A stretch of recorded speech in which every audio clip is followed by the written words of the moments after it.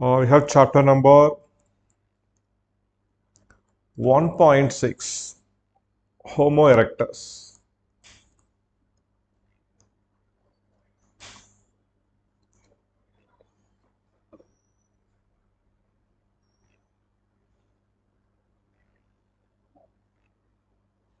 Homo erectus.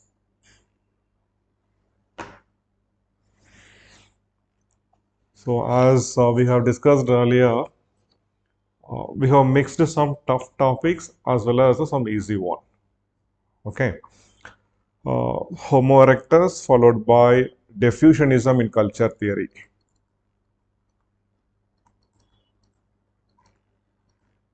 Diffusionism in culture theory. Followed by 2.1 in paper 1, that is culture, nature of culture. And then 2.2, nature of society. Followed by 2.3, marriage.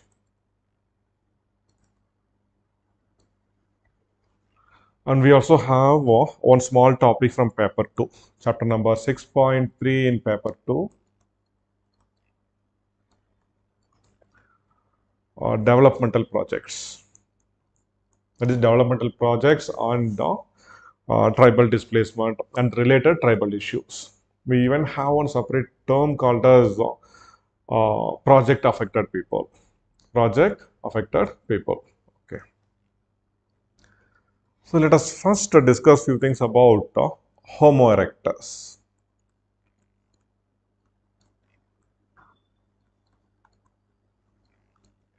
Homo erectus. See, earlier until 2008, the syllabus of anthropology was very clear.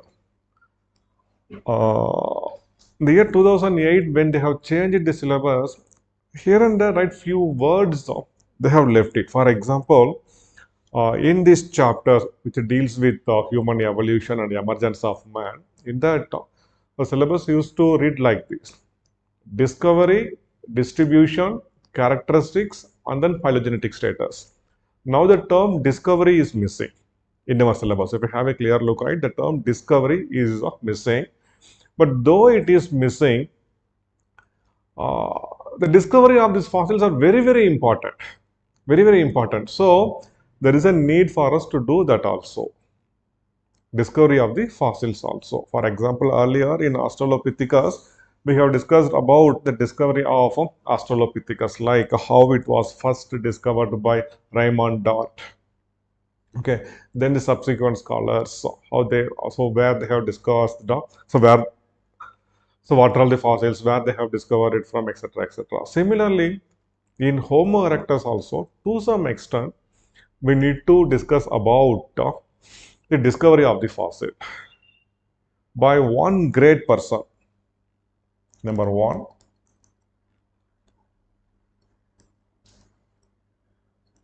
Eugene Du Bois. And we all know the fossil which he discovered. He named it as Java man. Good. The very famous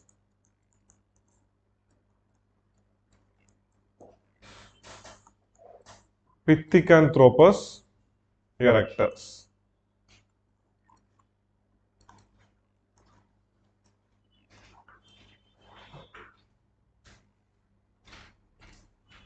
So what do you mean by Pithecanthropus erectus? Pithecanthropus erectus means a gigantic erect walking ape. And you should know about the pain which he took to discover this fossil.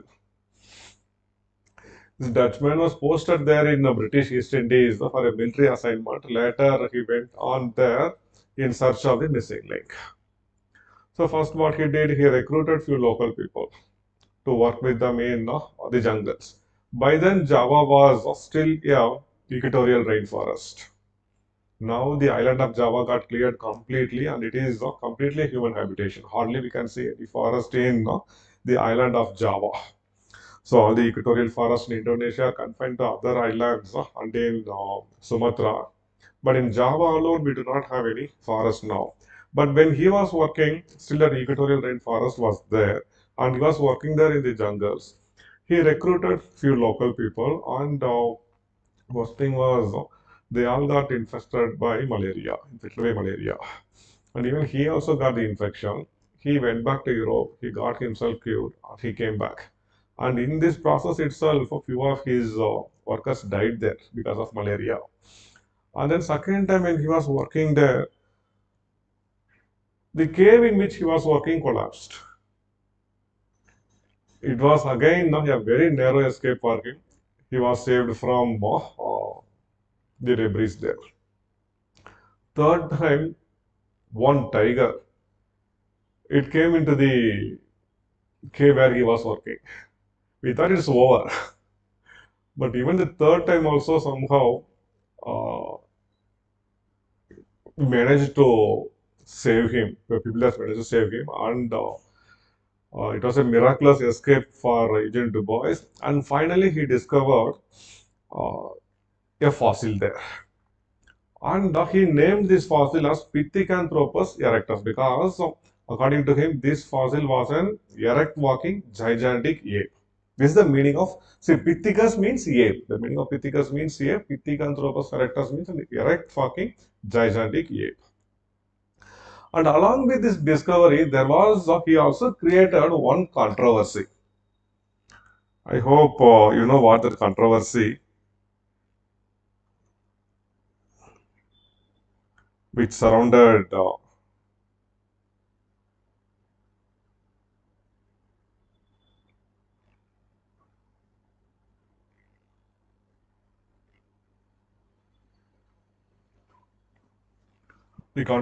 surrounded the discovery here.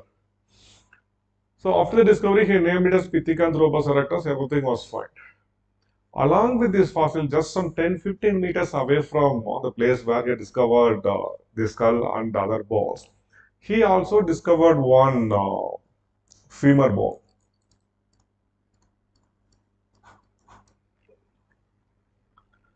And he thought that this femur bone is also a part of this fossil only. But this was refuted by most of the other paleontologists and other anthropologists, saying that no, Agent Du Bois, this femur bone cannot be a part of the fossils which you have discovered. And it was during this time the very famous Piltdown forgery.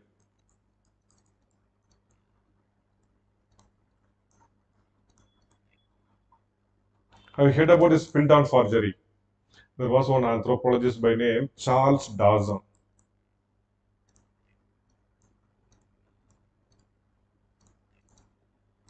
Charles Dawson. There was even one committee called as the Piltdown Committee, which probed the issue. So Charles Dawson, he discovered one fossil, and he termed that fossil as a missing link, and that fossil created a huge revolution. He said it is a missing link between the apes and the human beings. But when he presented that fossil, anthropologists were not so comfortable with the dating techniques. But his bad luck soon, in a matter of under 10 years, when our anthropologists become comfortable with radiocarbon dating, the fossil presented by Dawson, it was also dated. And while dating, they have found that the skull belonged to that of an ape and jaw that of a human being. It was a forgery. A very big forgery was unearthed. And this discovery also came almost at the same time, and many refuted to accept this femur bone as a part of uh, that Pithecanthropus erectus discovered by Eugene Du Bois. In fact, Eugene Du Bois, right, he was a bit irritated by this development. He concealed all his findings in a box and he didn't open it for a few decades. So, yeah. Okay. So this femur bone, this femur is famously called as a trinial femur. Trinial femur or trinial femora.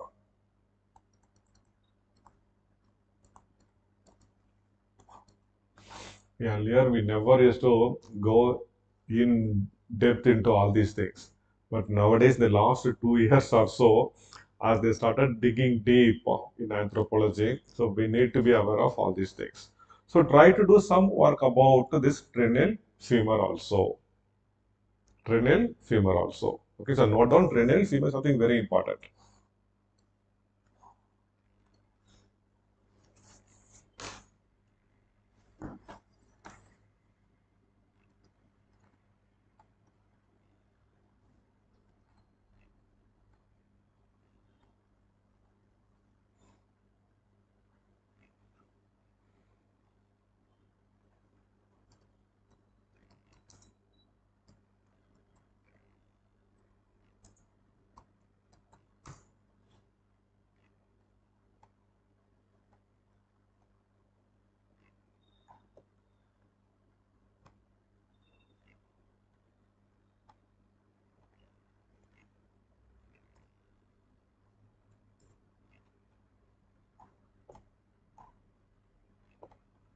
This is that famous cranial femur which he discovered. Okay. So while discussing Australopithecus, I told you one particular feature of the femur bone. This particular angle. What is it called as? Torsion angle of the femur bone. Even that is a weight bearing modification. Okay, good. So the next discovery of Homo erectus comes from China, where W.C. Pei, he discovered one very famous fossil from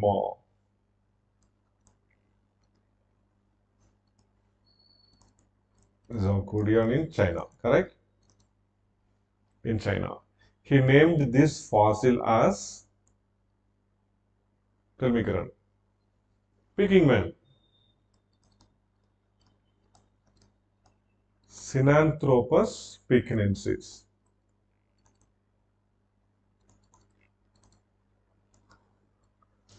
So what is so interesting about the discovery of this fossil?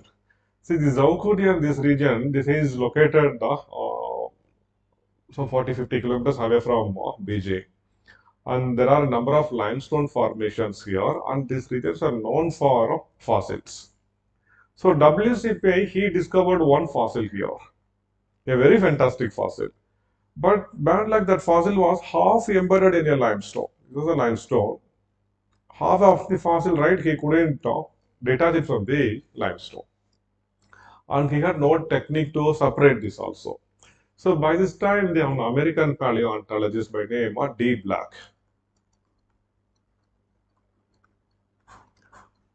he was working there. He took it to D. Black. It took a very long time for Black to treat this fossil chemically, so that chemically, right, that limestone gets separated from the bone, and he extracted that. He extracted that. But bad luck, once again, it was a time when Japan started invading China. Second Japanese aggression on China. You know, the two times the Japanese invaded China, and both the wars were so lethal, and the number of human casualties. There were few photographs which show the cruelty of this Japanese aggression. In the streets of Beijing, one Japanese soldier will be walking, holding two Chinese soldiers' head in his hand. So now D Black was forced to leave China. He need to leave because there's a war time, right? So that time in customs they will not allow him to carry skull and all. So what they did, few American Marines were there, and they were also busy vacating that place, and they were also returning to USA. So what he did, he took good number of photographs of that skull. He also took number of mold of that. He carried that. On the skull, he gave it to one American, so US Marine. So this is something very, very important, man. But I cannot carry it with me now. It's a war time. Okay, please carry it back safe. I will get it back from you, universe. But we do not know what happened to the skull after that. It vanished and it didn't reach USA. So it's a very famous discovery. He named it as Sinanthropus pekinensis. We call it as Peking man. Peking man. So simultaneously, right, these fossils were worked by a number of interesting scholars like Professor Weidenreich, and in fact, it was Bernard Janusz.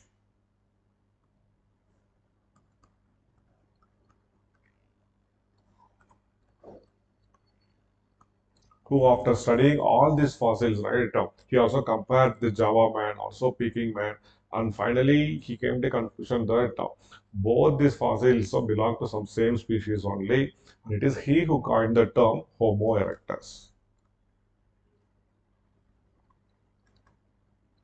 Homo erectus. So there is something important about the discovery of Homo erectus also. Okay, about Zaukudian.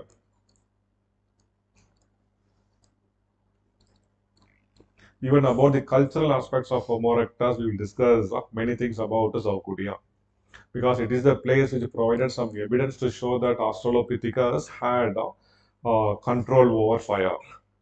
In the caves, anthropologists managed to find thick layers of ash. The thick layers of ash suggest that yes, these people had made fire in the same place again and again. So just ash here and there is a different thing. But a thick layer of ash in one particular place means they have used that same place for making fire again and again. Okay. So then, so no need to worry much about the differences in Java man, Peking man differences. So, but in Australopithecus, they may ask you to write about gracile, robust differences. But here there is no need to worry. There are some differences, no doubt. But later, Professor Weidenreich, he established beyond doubt that though there are anatomical differences between Java man and Peking man, these differences are because of differential adaptation to different climatic region. So Java man lived in tropical region, while Peking man in the cold temperate region in the China type of climate. So there was a cold climate. So the anatomical differences are due to the differential adaptation to different climatic regions, but both of them, both horizontally and vertically, both the fossils belong to one species, Homo erectus. This conclusion, right, was given by Professor Weidenreich.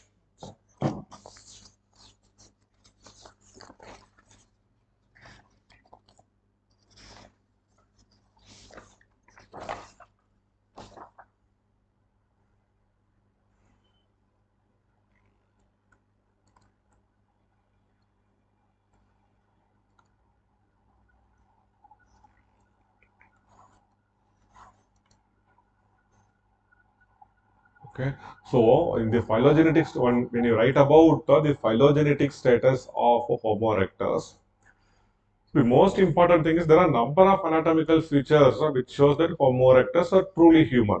So they have kept it in the line of human evolution. There is no doubt in that, and it belongs to even our same genus Homo.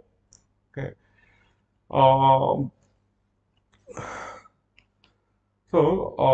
the issue in the phylogenetic status here is the phylogenetic position of two species. One is Java man, another one is Peking man. So here we need to write about the conclusion given by Professor Weidenreich that according to him, though both belong to a different region, both belong to same species only. The differences here are because of differential adaptation uh, due to different climatic region. Got it? Okay, fine. See, next, one very important thing, it comes along with now, right? Strictly, they are not asking first paper chapter in first paper and the second paper chapter in second paper. They're just mixing it up now. One very important issue associated with the Homo erectus is the Narmada man.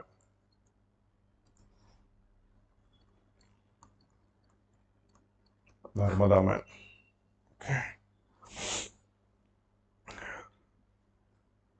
So, Professor, we know that Professor Arun Sonakia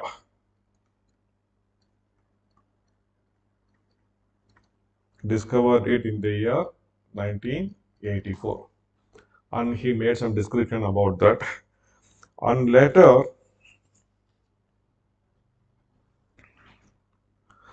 this year, this was a question, right? This year, they asked about this particular thing in the question paper. That is, the controversy surrounding the phylogenetic position of a Narmada man. Is Narmada man truly a Homo erectus? So, but the age suggests there is more than 1.8 million years old. It lived somewhere between 1.8 to 2 million years. Right now. So there is no possibility for this being a Neanderthal or even being a Homo sapien. So as a age suggests, this should be only Homo erectus. But this person, D. Lumley, Mary D. Lumley,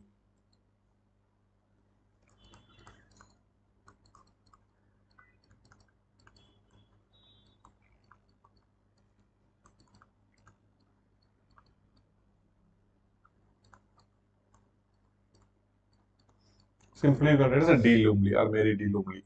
Okay. Uh, she's a French investigator. Um, she and her colleagues, they have found that the part of Homo the Narmada man discovered, we couldn't even discover the full cranium. Only the calvaria. Calvaria means the topmost portion of the cranium. Only that was discovered. That was discovered. So by studying that, she found that most of the characteristics of this Narmada man, this reveals that these are not characteristics of Homo erectus, but that of Homo sapiens. And one more very famous outcoming of her investigation is Narmada man was not a man. It was a fossil of one young adult girl. Young adult girl. So in fact, Narmada man was a Narmada girl. Narmada man was not a man. So what is the issue with this Narmada man? Homo erectus fossils, unlike Australopithecus, most of the not most, every single Australopithecus fossils are found confined to Africa only. But Homo erectus fossils are found scattered across the world. And the fossils comes from four important regions. It comes from Africa, Southeast Asia, China, India, and few fossils are also discovered from the Caucasian region, Georgia, this belt also. Okay, but these four regions, right, is bit important: Southeast Asia, India, and Africa. The African fossils were the most primitive, where the cranial capacity was still less than 900 cc. Okay, so but the cranial capacity of what is the cranial capacity of Narmada man? That number you should not forget. 1421. Actually, because nowhere in the world we could find the cranial capacity of Homo erectus extending beyond 1400. But in this Indian fossil alone, the cranial capacity was slightly some 21 cubic centimeters more. Even this was one character used by Lumley to designate this as a modern Homo sapien and not a Homo erectus, a modern Homo sapien. Okay, see here in Africa, the cranial capacity ranges between 775 to 940. Java man 940 to 1225. The speaking man 1155 to 1400. We just got only one fossil from India and its cranial capacity is 1421 cc. Okay, as these African fossils were very primitive. These fossils very primitive. So these fossils were named as not as Homo erectus but as Homo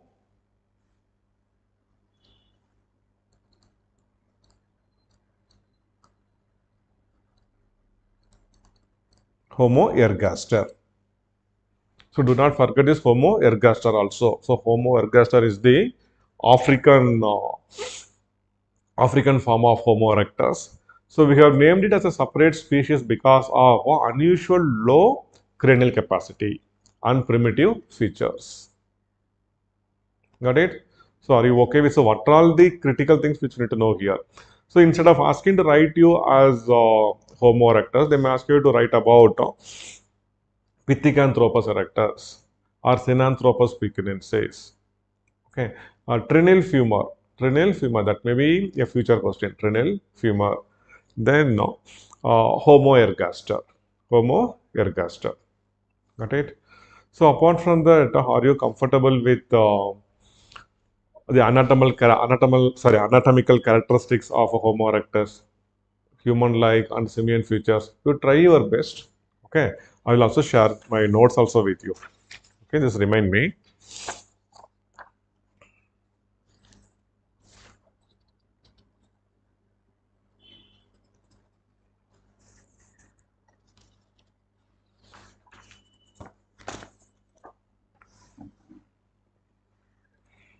Is there anything much to worry about Homo erectus?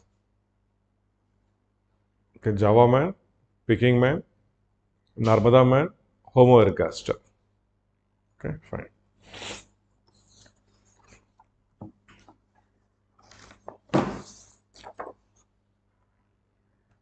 And next is the culture theory.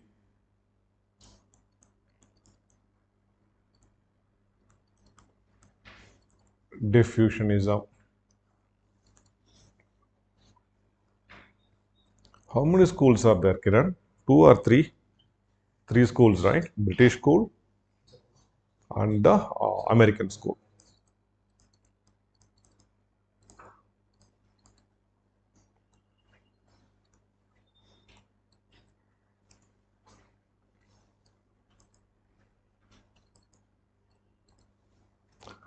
And British school, there is nothing much to worry. You know, this is a pan-Egyptian school.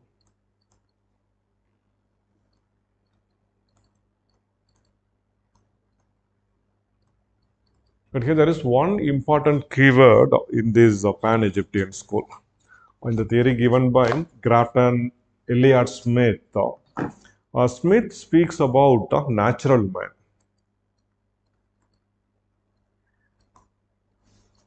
Natural man. I hope you will be okay with the assumptions and all, right? According to them, uh,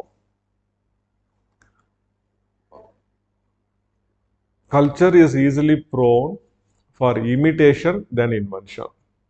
It is very easy for somebody to imitate somebody else's culture instead of inventing something of their own. So, according to them, human mind is basically uninventive. So, the uninventiveness is a very important characteristic of the British school of diffusion. In German school and American school, they didn't elaborate that uninventiveness, but it is because these people they want to criticize the evolutionary school. They just propounded a theory which is exactly opposite to that of classical evolutionism. So the most important thing is human mind. Most important assumptions are number one, human mind is basically prone to imitation than invention. Human mind is basically uninventive. Basically uninventive. Okay. And about progressive nature of culture. So it was W.H.R. Rivers who dealt with the degeneration of culture. So they are degenerationists. According to them, culture also degenerates. Also degenerates. Okay. Then parallels are due to diffusion of culture only. Parallels are due to diffusion. Then fine. While discussing his theory, Grafton Elliott Smith, he spoke about natural man. So natural man means he was a man who was not influenced by the Egyptian civilization, who didn't come in contact with the Egyptian civilization. So you can also draw one small chart to show Grafton Elliott Smith. Okay. First, the Egyptian pyramids. Egyptian pyramids. According to him, Egypt was the only center of civilization, and all the important innovations happened in Egypt.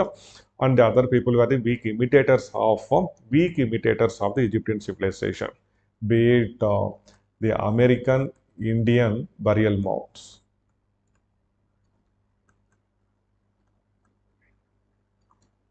be it the Maya pyramids, that is pyramids of Aztecs, right?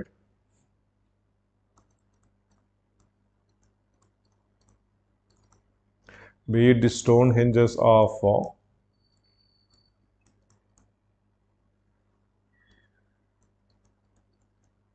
if you can draw some diagram about the stone hinges. This American Indian burial mounds will be like this. And once when you have you seen the American Indian burial mound? Once when you cross section, oh, second, I think I have a picture about this.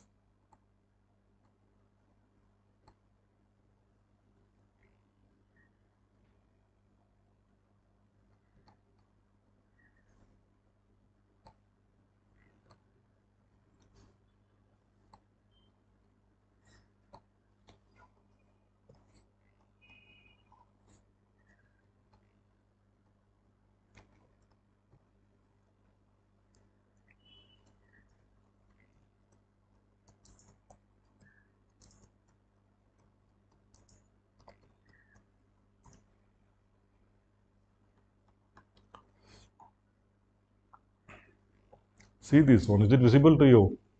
I'll just copy it.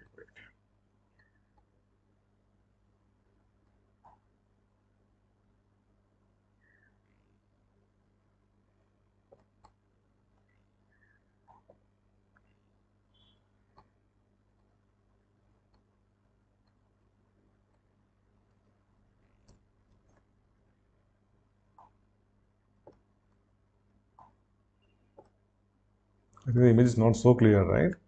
But see, layer by layer, they'll be arranging the dead ones and even the materials which they used, etc. American Indian burial mounds. I'll share some other pictures later.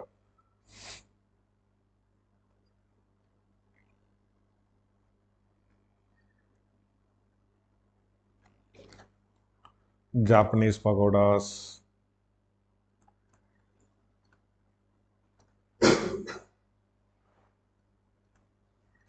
then Bali temples.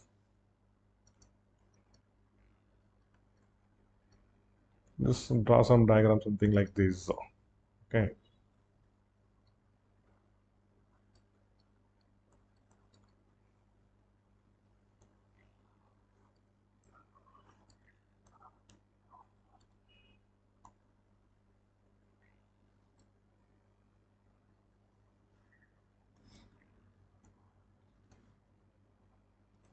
All these people had a direct contact with the Egyptian civilization.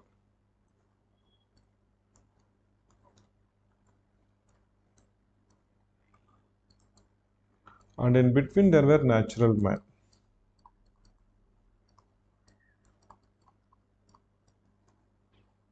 This natural man alone had no contact,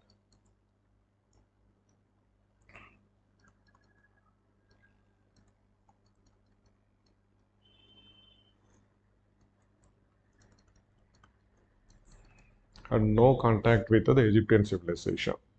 And a revolution happened in the life of natural man when he established contact with the Egyptian civilization. So the natural man, this term is a bit important. This alone just keep in mind. This is one technical thing which we need to know here.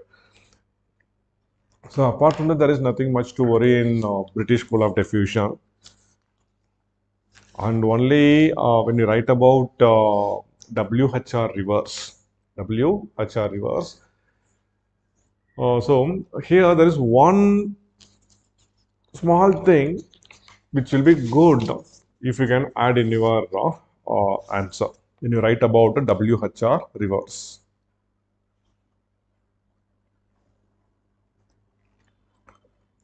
WHR.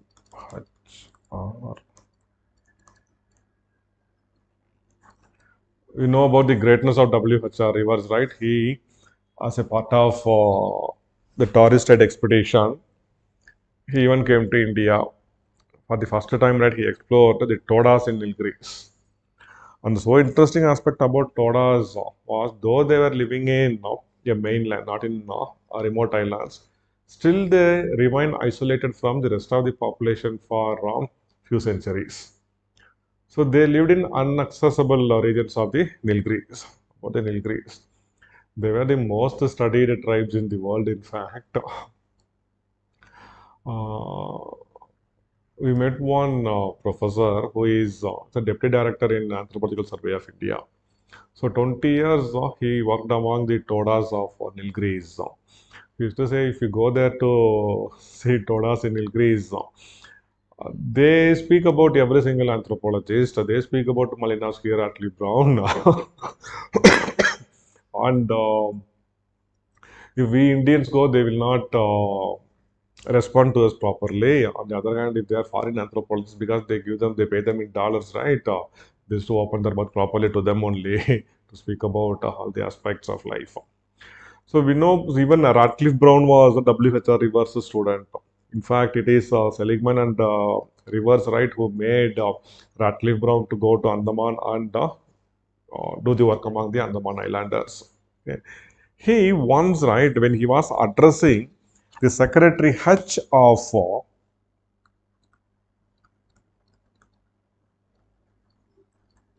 Secretary Hutch of British association for the advancement of science.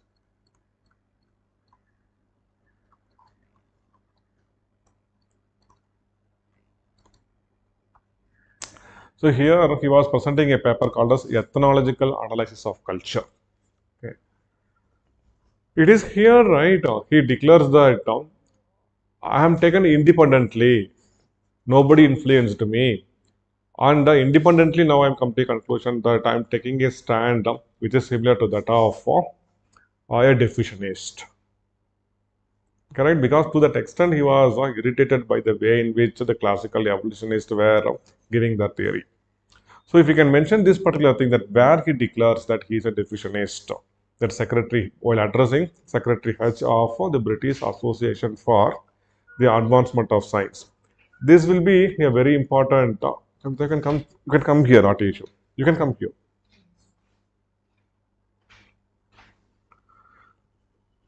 Okay.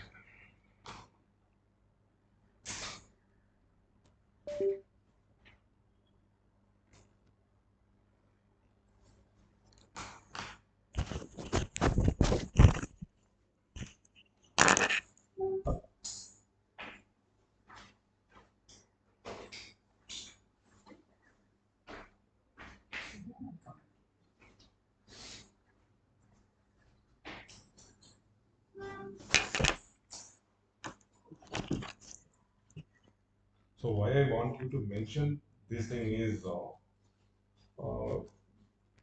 for you from technical background, for you people, right, this may not be something very big technical. But for the anthropology from farming, this is for whom they are dealing with this for decades together. So these are the small events which actually uh, gives lot of pride for them in anthropology. The event like what WHR rivers. And this thing, if you mention there, just your mentioning of this thing right now will give him goosebumps and he'll be so happy to.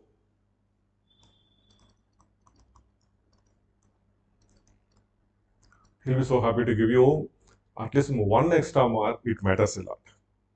Okay. And not just with that, actually, this type of inputs, right, will altogether change your opinion uh, in anthropological perspective. And your examiner, right, that will influence him a lot. So in every subsequent question, if he thinks about giving some half extra mark at the end of the paper, if you get some three extra marks, right, I'll tell you this is two or three extra marks which you are getting, which actually very important for our final result. Right? Then about German school of diffusion.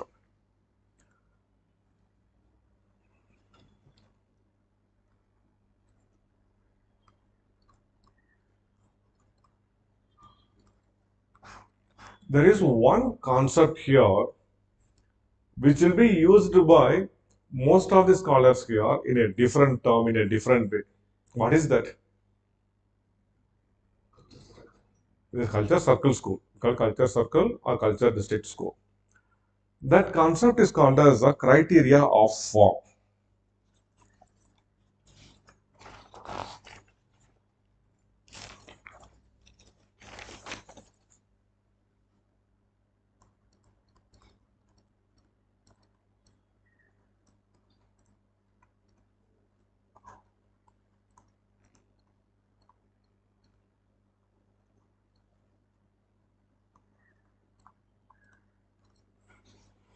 Criteria of form or form. This is in German. Formen Gedanke. It's in German actually. Criteria of form. So this German school of diffusion revolves around this particular concept. Originally, this was given by Friedrich Ratzel in his theory. Correct? Friedrich Ratzel in his theory. Okay. So what is this criteria of form? So earlier in the British school of diffusion, every single similarity in culture, similarities in culture, we call it as parallel. Correct? So, according to classical evolutionists, every single similarity or cultural parallels are because of independent innovations which happened because of psychic unity of mankind. Correct? But the diffusion is, the refuted are saying that parallels are due to diffusion of culture, diffusion or migration of culture. Or do you have clear idea about what is the difference between diffusion of culture and migration of culture? Because later these people,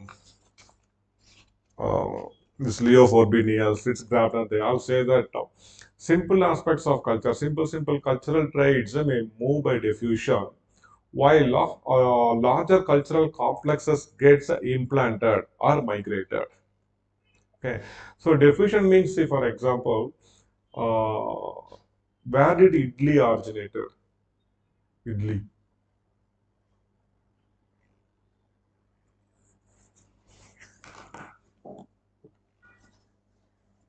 Okay, where did idli? Many say from Karnataka. We are not sure about that. Idli. Okay, so let it be. But here it should be ragi mode, right? It should be ragi mode. Say for example, let the main rice belt of this region, Kaveri Delta. So people they might have started using making idli or dosa there. Then from there, right, people in the nearby place, so they may copy that. From there, it might have migrated up to Pala, then up to Krishna River. Then slowly, if it moves, right, this we call as diffusion. On the other hand, we are also eating pizza nowadays, right? Spaghetti. These things are this also becoming very handy nowadays. So it didn't migrate from Italy or France. It didn't diffuse into our country, but rather it got migrated. Somebody from here went there. So it didn't come to like somebody from Turkey copied that from Iran, then to Pakistan, Afghanistan. Not like that actually. So somebody here from here, they went there to Europe, they learned that art of making this, they borrowed it and they came back and cultural traits got migrated. See, criteria of form, in British school they say every single similarity is because of diffusion, be it diffusion or migration. But Frederick Ratzel, he makes one thing very clear. Material objects, in order to have a functional utility, it will have a shape. For example, a pen can be like this only. Can you make a pen like this? In this shape, you cannot make a pen, right? You can make pen like this only. So arrow means arrow should be like this only. An arrow cannot be like this. Then suppose if it is a canoe pedal used to row a boat, that blade should be like this only. We cannot keep a blade like an arrow and we cannot see once. I remember it was a water sports complex where people even who had no knowledge about water, right? They all jumped into the water with these life jackets. So they were floating there, but still ready to move, right? So one person was very close to that floating jetty, and that person trainer there, he was asking them, "Hey, come close, come close." He said, "You try even for 1 hour, you will not move even 1 meter." In answer, why they are not moving? Said, keep your hand closed like this, man. If you keep your hand like this, and if you do right, you will not move. Keep your hand like this and under all the water, you will move. See, canoe paddle means that it should have a blade. It should have a blade. So, in order to have a functional utility, material aspects will have a particular shape. And it is because the shape is similar, we cannot just consider that migration have happened. So Frederick Ransom, right, he compared the bows and arrows among the Africans and in Indonesia, people in Indonesia. In both the places, arrows had a pointed edge. So if both the places, because they are having pointed edge, we cannot assume that this aspect have migrated from Africa to Indonesia. So, apart from the functional utility, if there are any other aspects which are similar in both the objects, then you can say yes, it has migrated here. For example, the way in which also they may, in the arrow, they'll be making some incised ornamentations. It may be a floral ornamentation, etc. Or they may attach some feathers to this. If there is a similarity in these, then Paka, we can accept that migration have happened. This he called it as a criteria of form. Criteria of form. That means, see, if there are similarities, if there are cultural parallels, so blindly do not assume that these parallels are because of diffusion of culture. Material objects, in order to have some functional utility, it will have a particular shape. So this you should not use it to consider that diffusion have happened. So apart from this particular shape, which has something to do with the function, apart from that, if there are any other aspects which are not related to the function of that object, and if there is a similarity in that, then you say, yes, migration have happened. So everywhere we want to carry a water bottle will be like this only. But if there are some, see, if there are some ornamentation in this, for example, there are some designs here. If there is a similarity in this design, then we can accept here the same thing have migrated here. Got it? This is criteria of form. This particular thing, right? Different scholars have discussed in a different name. For example, Leo Forbinius here developed geographical statistics and developmental.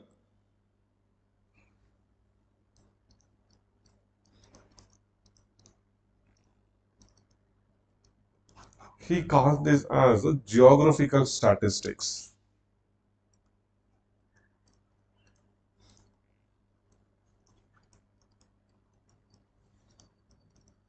Geographical statistics, and then DLPT, developmental or biological criteria.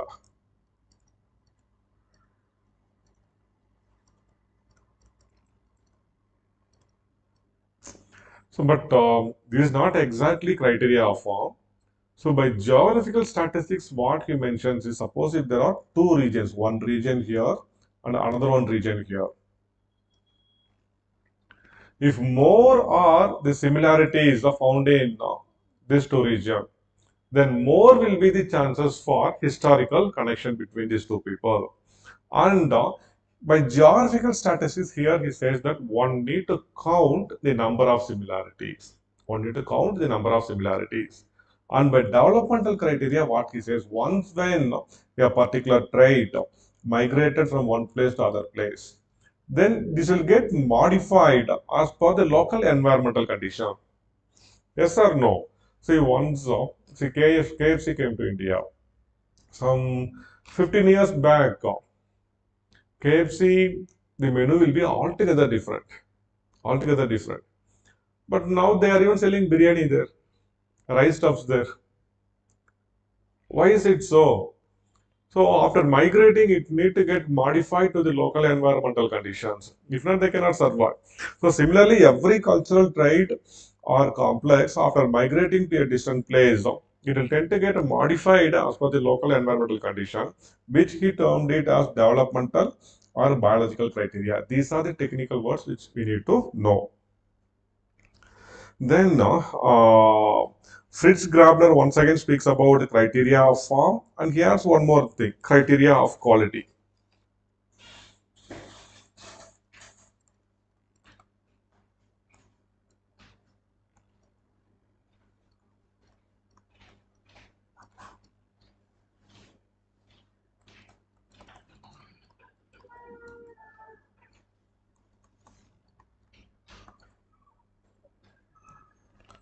And criteria of quality.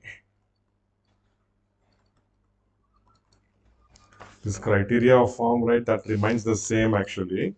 But by criteria of quality, what he says that the criteria of quality, uh, the probability of historical connections between two distant regions increases if it shows more number of similarities. So these are the technical words, criteria of form, criteria of quality, biological criteria, geographical statistics. So these things alone try to make yourself 100% thorough.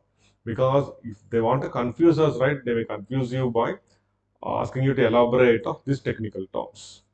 Okay. Then in American School of Diffusion, there are a few more things which we need to know. So we know American School of Diffusion is also called as culture area school. It is culture area school.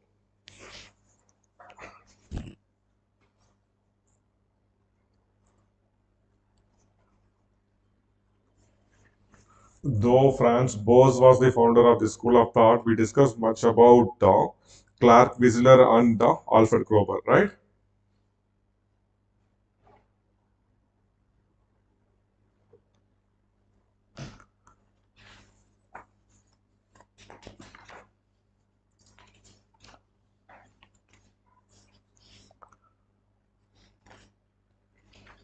So we might have read about how Clark Whistler modified the Mason's concept and how many areas Clark Whistler have listed. It comes around 10 plus 4 plus 2, right? 16 areas, right? 16 grand areas.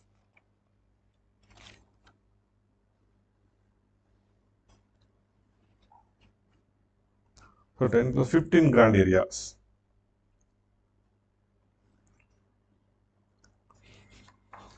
There is nothing much to worry. See, there is no need that you need to remember the entire 10 or 15 areas. You can mention that here made 10 in North America, 4 for South America, and 1 for Caribbean. And if you cannot write all the 10 right, you can mention so 4 or 5 and 10 like that. Okay, so they will not worry much about that. But he developed a few more associated concepts like the age area concept.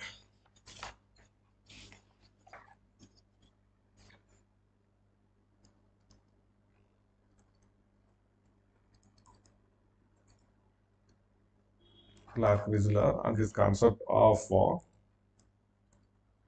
age area. This is nothing so big to discuss, right? So age area means something very simple. Say, as I told you in South India, take for example.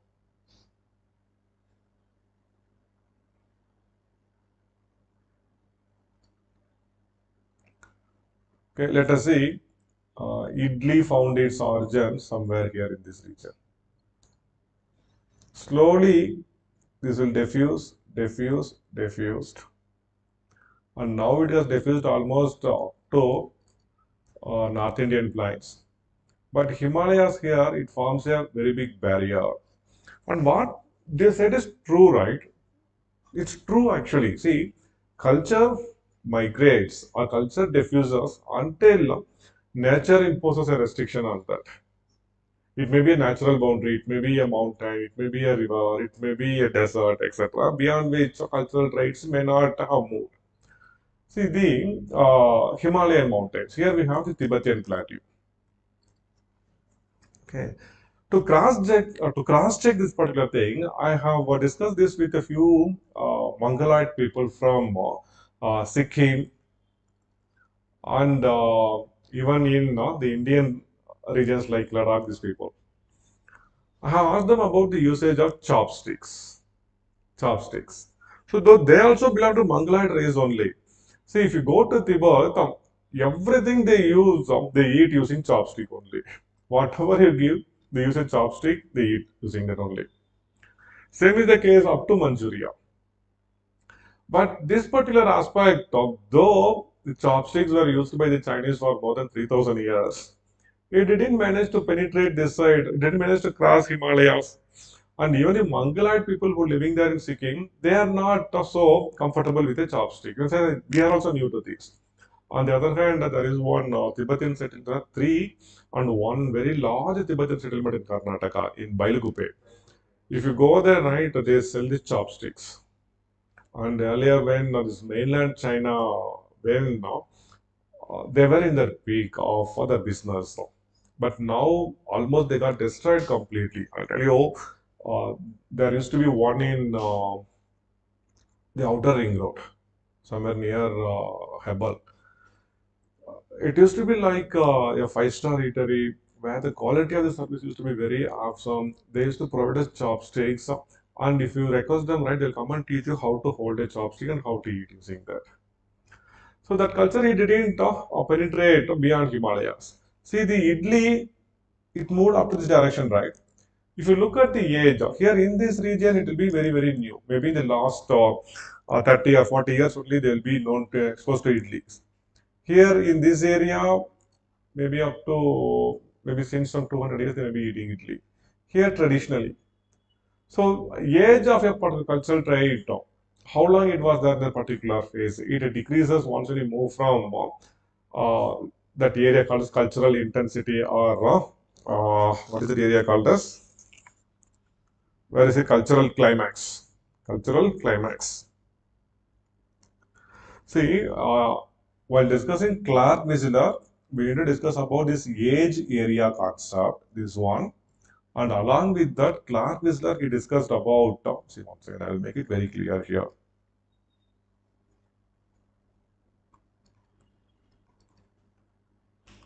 So in Clark Missler's theory, we need to mention about this concept of age area.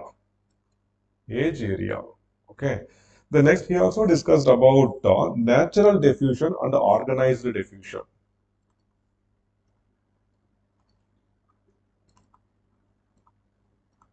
Natural diffusion and organized diffusion.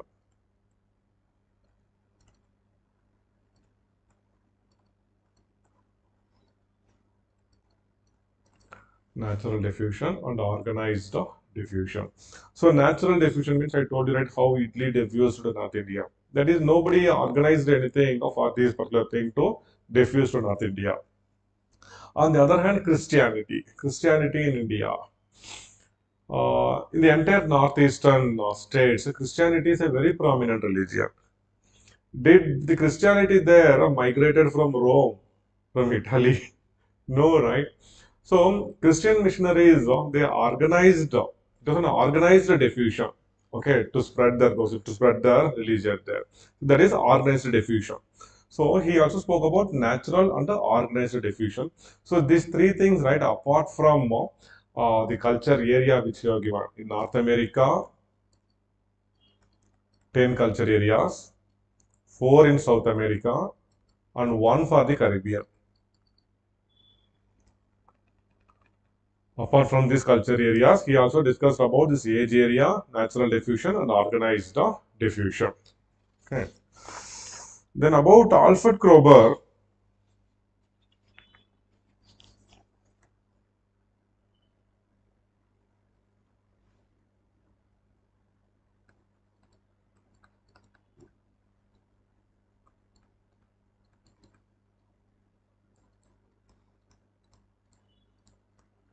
when you ask about Alfred Kroeber's theory, right, instantly people, irrespective of writing about any other things, right, they will write about this one particular thing.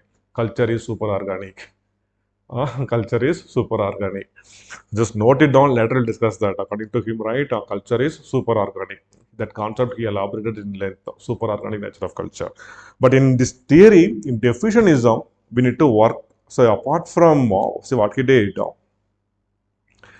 he further divide Whistler's culture areas into a number of sub areas. So he mapped 7 grand areas,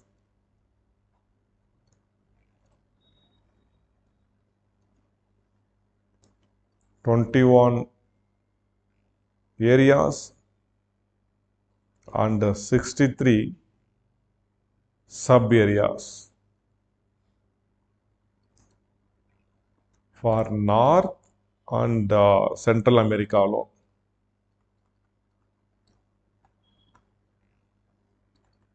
So apart from that, Kiran, are you comfortable with this culture area theory?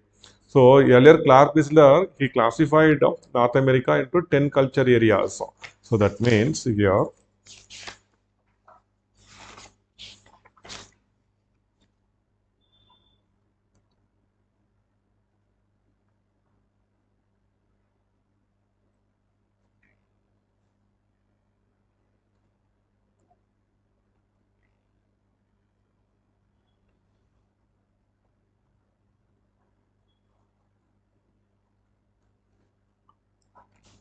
So he classified this entire North America into 10 culture areas. For example, Eskimo. Let this be the Eskimo area. Let this be the North Pacific coast. So that means the culture which developed in this region, it managed to spread, but because of the natural boundaries, it couldn't manage to penetrate further. For example, the European culture.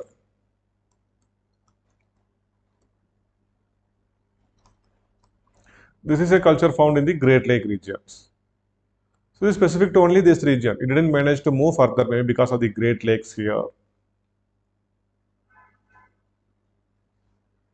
Okay. So California, this area. So this is one culture area according to Clark Visitor. So the culture which developed in this area, it managed to penetrate up to this region, and it couldn't penetrate further this side because of the natural boundaries like the Rocky Mountains. Okay, then we have this great what desert this is? Mojave Desert, right? Great Mojave Desert. So culture couldn't further penetrate further beyond this area. So this is what culture area according to Clark Visitor. So for North America, there are 10 culture areas. South America, 4, and 1 for Caribbean.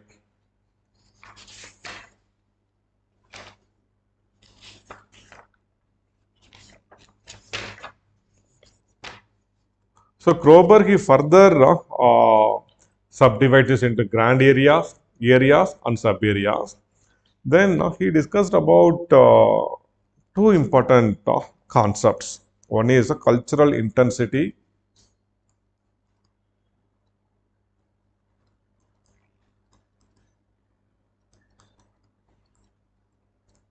and the culture climax.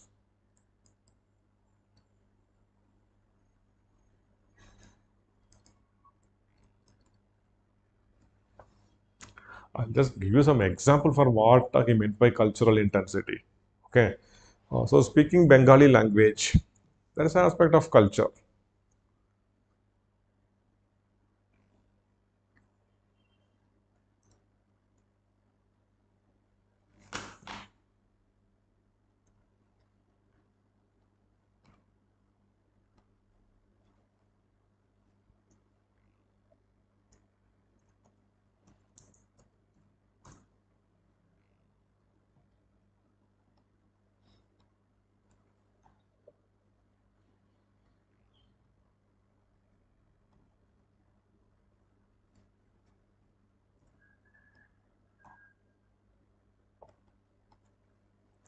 See, uh, in this part of Andhra Pradesh, now it is here also Andhra only, right? Telangana area.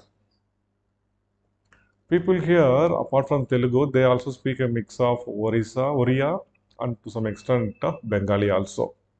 Okay, at least one in a thousand here knows Bengali. If you move further here in the Orissa, this belt, or even in some part of Jharkhand here,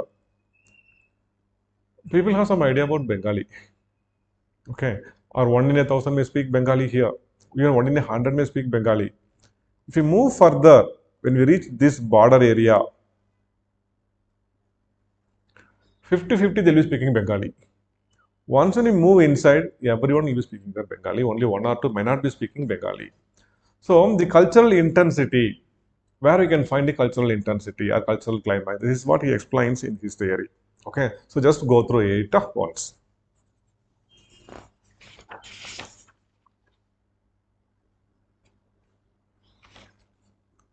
And finally, one more thing, the sensitive indicators, what he calls as sensitive indicators.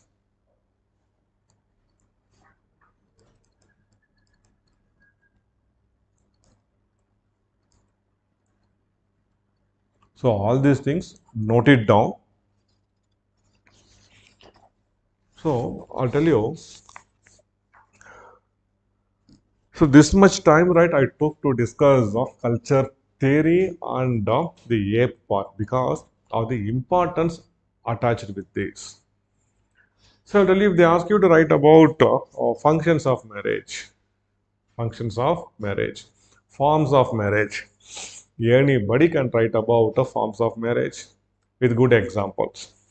But there is no scope for us to make ourselves show extraordinary there. But there is always no scope for us in this culture theories and A part alone. So try to make yourself ultimately thorough in A part. And now, this year they asked about Radcliffe Brown's concepts of the status, role, and institutions. This we do not study as a part of his culture theory. So now it is also advisable for you to go through this particular book. There is one outlines of anthropological thought by Upadhyaya and Pandey. Have you seen that book? Mm,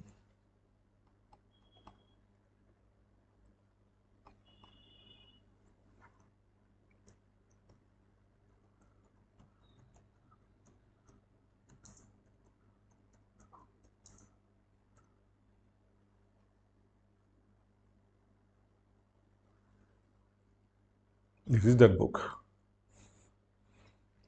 History of Anthropological Thought by Upadhyaya and Pandey. Okay, this you cannot read and finish this. This you cannot read and finish this, and the language used in that book will be so obscure. I will tell you, it will be written in English only. But if you read a particular statement, you will not be in a position to understand what is written there in that book. That's what makes culture theory bit tough. Okay, so but still, at least about important anthropologists like Beat Malinowski or Ratley Brown or Clark Wieseler, Alfred Kroeber. Okay, about them at least, right? We need to work in length from this book. Okay, most of the time, right? We may feel that God, from where they are asking all these things, it will be there in this book. And there is one old book which now we have almost stopped using it as a reference book. That's Stein and Rowe. I've heard about that book, Physical Anthropology by Stein and Rowe. That is a old book, actually, I'll tell you. 30 years back, people used to follow those book. Follow those book. When when we were discussing about anthropology with Sashank Atam sir and Jojo Matthew sir, they both, I heard about Sashank Atam. No idea. They were actually pioneers in this field of civil services coaching. From 20, 25 years back, it was there, right? It was only two people there in Delhi. One is Ravindran in Vajraman Ravi. Next it is Shashank Atom and Jojo Matthew of interactions there. Even they have studied anthropology as an option. They asked me, do you still follow Stein and Ravi? So people have a lot of attachment to that book, but now once again, right, the importance of that book is once again it's developing. So it's better to get that book also, the one written by Stein and Rowe, Physical Anthropology, ROWE, Rowe, Stein and Rowe. Okay, so culture theories will make it sure that you do lot of hard work. Now treat that separately. Treat that separately. So, which book you refer for culture thought then? There was one written by one person, Makanja, a small book, but that is not sufficient actually.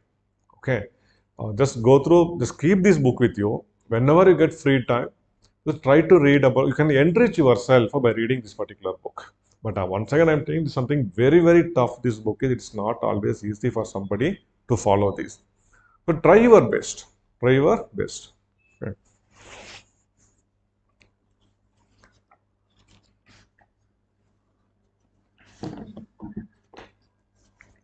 And in the remaining topics, like things are a bit very easy only. Nature of culture, society.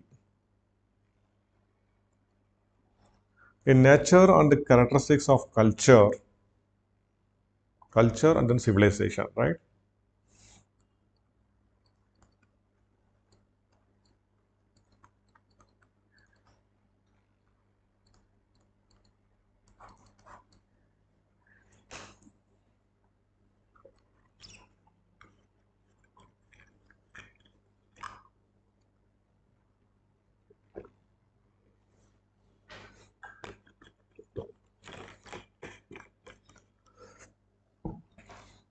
There is one important thing here in culture, that is ethnocentrism and cultural relativism.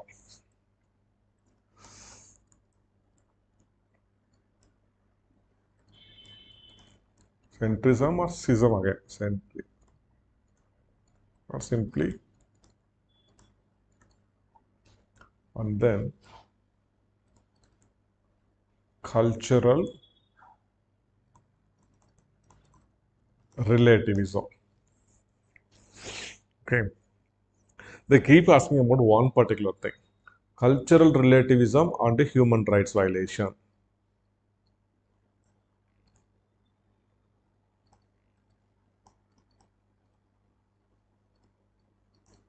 Are you comfortable in this, or do you want me to explain what this is? Hmm. So we know ethnocentrism means having undue pride over our own culture. People have undue pride over their own culture and they consider every other culture as inferior. Classical example were the classical evolutionists. They consider their contemporary European and American culture as more civilized and all other cultures are inferior. Okay. Cultural relativism. It was Franz Boas who introduced these things. That culture should be viewed from the people's point of view, not from our point of view. And one very classic example, very good example for this is throughout the world, they give one good example. That's from India, the Punjabis. The Punjabis were ethnocentric. The Punjabis were ethnocentric. Uh,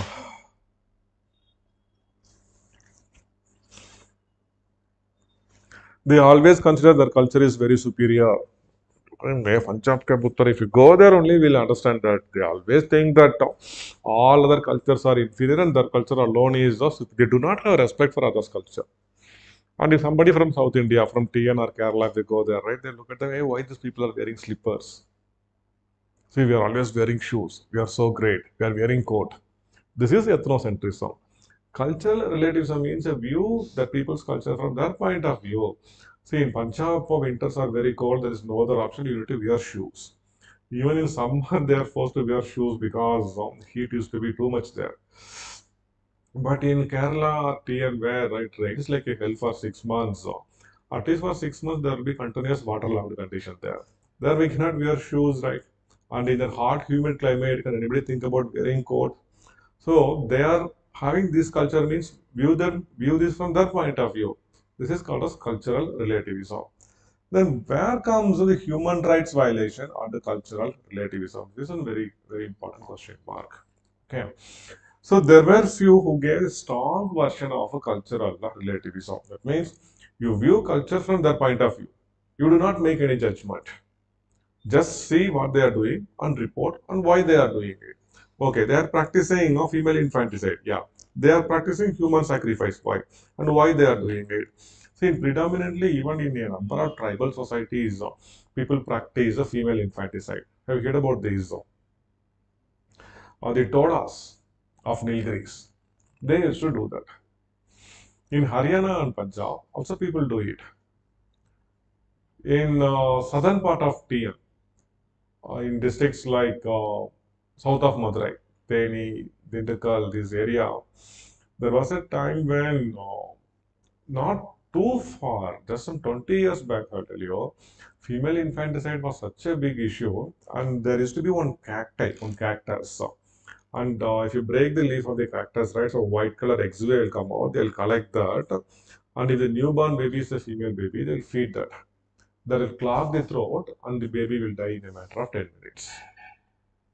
This is saying, this is say actually, if somebody is found so notorious, they say, that means they have fed you with that and they have killed you like that. Why they do it here and why they do it in Haryana and Punjab? Dowry. Okay. Females become a very big liability for them. But among Todas, what is the need for them to do? They don't have the issue of dowry, right? But see, every animal, if there is a scarcity of resources, they'll try to limit the population. Dogs used to do this. Tigers used to do this. Suppose if a tiger gives birth to 4 cubs, if all the 4 cubs are female babies, then it will eat away three. It will leave only one to live. Because if there is because the belief is it is the females who are going to give birth. So automatically by having a control over them, you can have a control over the population. So that's why even the Todas of Greece, their practice it is to have a control over the population. So as an anthropologist, you go look at them, don't be judgmental. They are practicing female infanticide, right? Yes, they are doing it because of this reason. Just report that alone. This is a strong form of cultural relativism where anthropologists are given no scope to think about doing anything or think about making any judgment. Good, do not make any judgment, good. See, but there are pros and cons of that, right? If you do not make judgment about something which is not going to affect living, but they are doing something which affects the human rights, so, like this female infanticide, human sacrifice, and even after seeing this, once again, right, if you report that, yeah, they are practicing human sacrifice. So every year during this festival, they will slaughter at least of 10 human babies. We cannot just report like this, right? As an anthropologist, we also have some role and responsibility. Then comes the mild form of cultural relativism, which was proposed by these Margaret Mead, Melville Herkovitz, all these people that anthropologists, while following cultural relativism, they are supposed to make at least a minimum amount of judgments so that they can deal with gross human rights violation at least. So the strong and the weak form of cultural relativism. I'll just share your notes for these. Okay. So these are something bit important in this thing apart from what is culture, characteristics of culture, etc. Then about civilization and civilizational studies, where we discuss about this Robert Redfield, McKim Milton Singer, all these things, right? Apart from that, characters of civilization, there's one thing which is important here. That is civilization and history.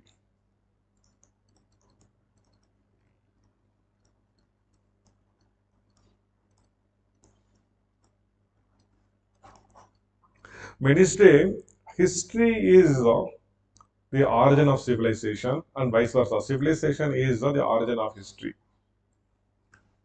Do you know how and why? Yeah, tell me.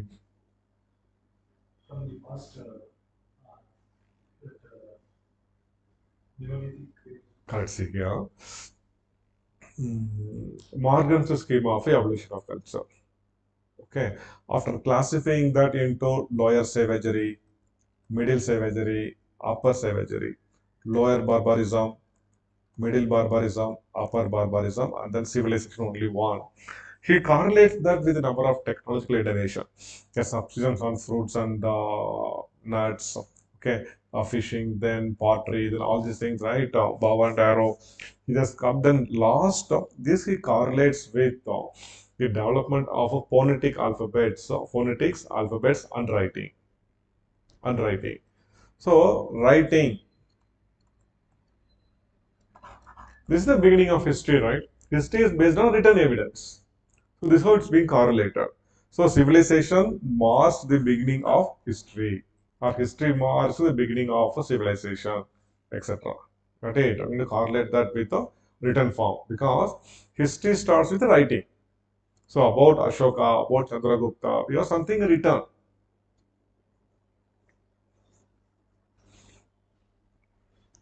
About this movie PS1. Did you saw that movie? You didn't see that movie, right? Actually, many were unnecessarily criticizing this and comparing that with Bahubali, this, that, and all. See, this is this was one book written some 70 years back, and Maniratnam he didn't do any adrenaline rush artificially. So what was there in that book, right? It was tried by many to make a movie out of that. That was such a celebrated work. In fact, even now, right, it was one of the largest selling fictions in India. Even now, more than 1 million copies are sold every year. Okay. So, since a few decades that people are reading that, he made that. And it was not so boring actually. If you do not compare with any other movie, if you go there and watch a period movie, right, you can watch that. Then the second half it comes about, it speaks about the Brihadishwara temple which Raja Chola built. See, in that right, in that temple, in that inscriptions, he had mentioned every single person who had contributed for making the temple, including those women who brought, who carried water for the workers there. Every single people's name were written there in that. So it's a writing, right, which makes history about Chandragupta Maurya, about Ashoka, etc. So history means it starts from writing. So civilization again it is correlated with the writing. So this is a link between civilization and history, which is keep in mind if they ask any question related to this, right? You can use this and you can make a answer. Got it? Then about nature of society, social groups, primary social group, secondary social group, types of social institutions, social stratification. Hardly we need, do you need any explanation in this? If you have notes, you can just read this thing. There's nothing much to worry. Then in the topic marriage.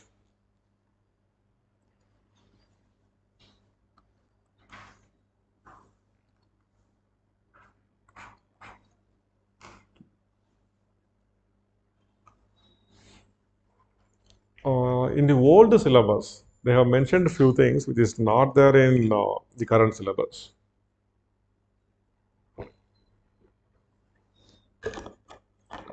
That is,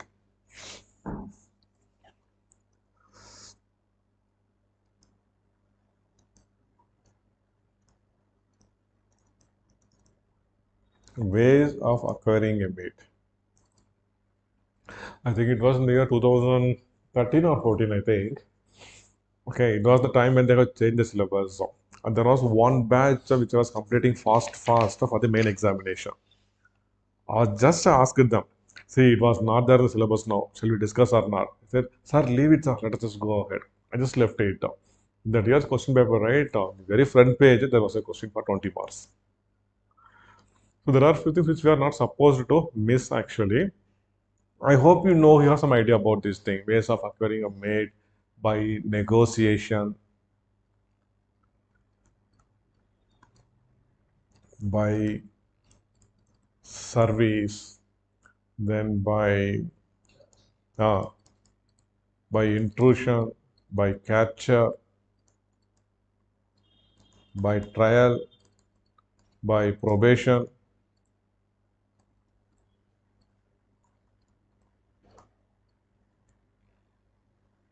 then elopement. Are you comfortable with this? If not, you tell me I have some materials, I will share it. That's why I'm asking. Hmm? Okay, I'll share. Okay, fine then. See, ways of acquiring a mate. Then about forms of marriage. Forms of marriage. In that, right, monogamy, polygamy, the types of monogamy, the types of polygamy, polyandry, polygyny. While writing polyandry, polygyandry, and group marriages alone, make it sure your examples are correct. Okay, for polygamy, you mention any tribe. For polygyny, you mention any tribe. Hardly it's of any issue.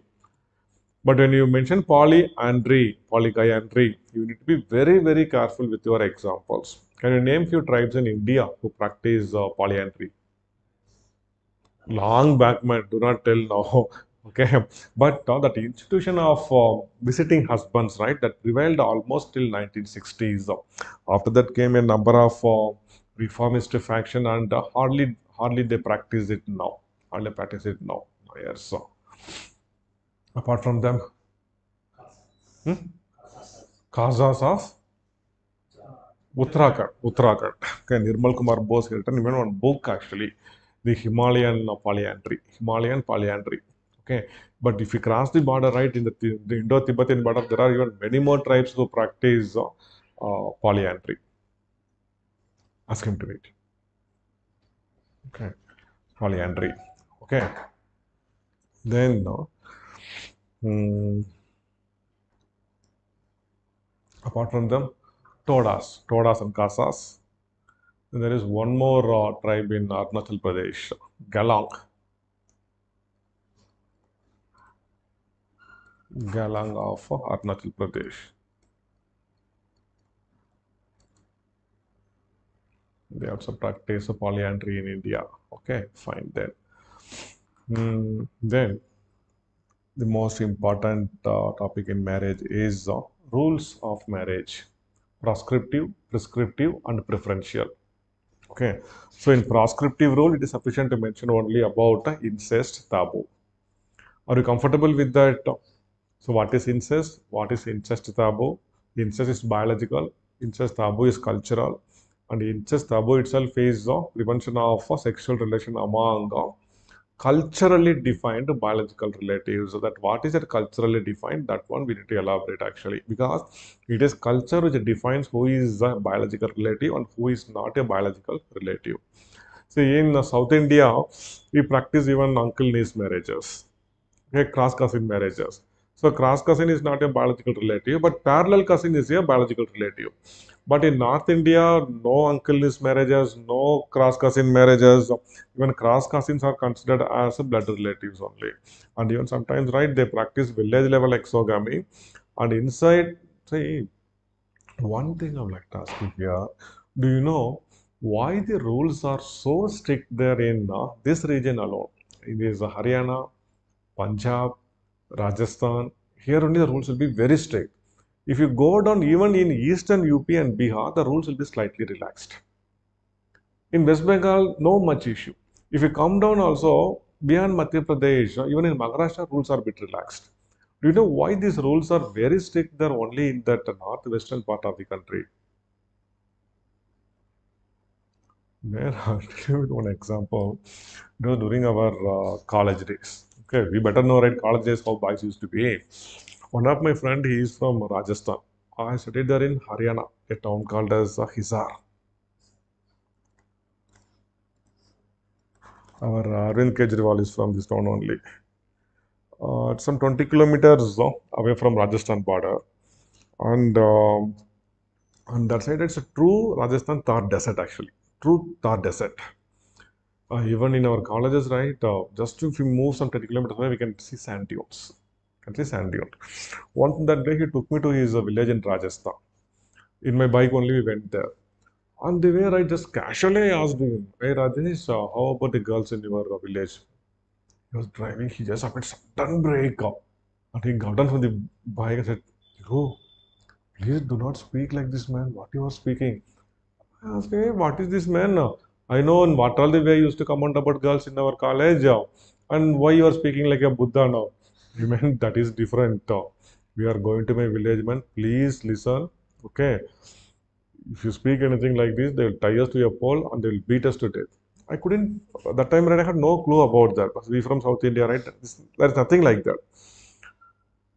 But after a long time only, I realized that why they have such a thing, and they have Kap Panchayats which will deal with these violations, not our police or court. And if anybody is found violating these things, they will tie them to the pole and they will kill them, they'll stone them to death. Even same Gotra marriages are prohibited. If they do same Gotra marriage, right, and if they elope also, they will run, they will chase them back, they'll bring them back to the village, and they'll be honor killing and they'll kill them. Kapanchayats. We may see them that so rude they are doing, why they are like this. See here the reason is this North Indian, this particular belt.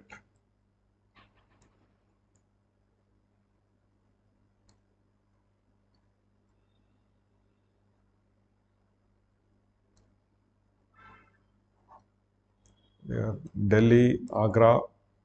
Okay, if you go this side, Lahore, Peshawar, Kabul. What is this pass? Khyber Pass. So this we call it as the floodgate for India. Most of the invasions came through this way only. Nobody can come through northeast, through oceans also except the Europeans. Okay. So every time when there is an invasion from this, be it a Mongol invasion or be it a Persian invasion, the rulers from Delhi or Agra, they cannot take their army and go and fight. Instead, right, in this entire belt, they have kept the warlike people. They are loose auxiliaries. They'll be doing their work and they can take them for fighting. So Kabul is a garrison town. Peshawar is a garrison town. This pass, even now, it is occupied by the notorious Pathans, and it is difficult for ordinary people to cross through these Khyber Pass even now, even now, even now. Okay, you know, this is the pass which killed many great rulers. So then, if there is a foreign invasion, first the resistance will be there in Kabul. If they break this garrison, right, they can cross Khyber Pass. Then Peshawar will be the next stop barrier. Then Lahore. Then the Indus River. And once when they cross the Indus River, very easily they can reach Delhi. So this entire area was occupied by warlike people, so notorious. You don't know to what extent. Have you anybody been to Haryana, Punjab, this region? You have been there. You better know about the people, right? See, adrenaline rush. First, right, they'll give one tight slap, then only they'll speak. If there's any road rage, right, here and all, see, we keep, there is one case again. Now Sidhu is there in jail, right? Or Navjot Singh Sidhu. Way back in 80s, do you know what happened? Uh, two guys, they went to some bank and they withdraw some money and they were returning back. The Sidhu and one of his friend in the middle of the road, and he parked his car and he was partying, it seems. That day he kept honking, he didn't move the car. And there was some, so that he took one cricket bat and beat him in his head. That guy died. And that case went on for 30, 35 years, and now they gave the verdict. 1 year imprisonment for Navjot Singh Sidhu. It's something very ordinary. There are will always there. People do not mind fighting, killing. And I was seeing through my own eyes, parents will take their own son saying, yeah, it is he who did the murder. Take him to jail. They'll be having 5, 6 in their family, and if one goes to jail, they have a lot of pride there. In this condition, these people, they do not have any fear over police, any jail, etc.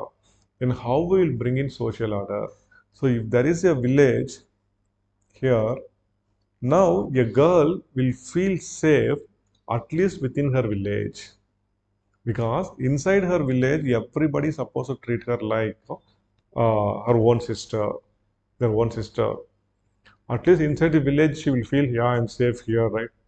And if somebody misbehaves, Kap Panchayat is there, he will be killed. So this is why the rules of these incest-related rules are very, very, very, very tough here in this region alone. On the other hand, in Kerala, where they had no issues of foreign invasion, where there's a landlocked, again it is a isolated territory, right? One side ocean, another side Western Ghats. Nobody will think about venturing there. People had a lot of peace, and they had no much of these issues. Same is the case in Orissa, all this area. So now can you understand why the rules are very tough in this area alone? Hmm? So about incest taboo, it write these things, why it is culturally defined. Then this person, Peter Murdoch, he speaks about few things like few rules in incest. Like once when we move away from a nuclear family, incest taboo applies with a diminishing intensity, though we address the kinsman using the same term. Okay, so like this, he speaks few rules, Peter Murdoch. Then there are few theories which deals with the incest taboo. Functionalist theory again, psychological theory with Sigmund Freud. Then Seligman and Brinda, they gave one sociological theory. So these alone try to make yourself very, very thorough. And Lewis Henry Morgan is biological deterioration theory. That is inbreeding. So if people continue to follow incest, then there will be inbreeding depression. So all these things that the theory alone try to make yourself very, very thorough. Okay. Then apart from the other things, right, like these preferential marriage, cross, that we can write. It's not a big thing to worry. Then the next challenge for you comes in this area, that is universal definition of marriage. Guys, tell me, are you comfortable in that topic? Universality and universal definition of marriage. This is one area where people used to fear a lot.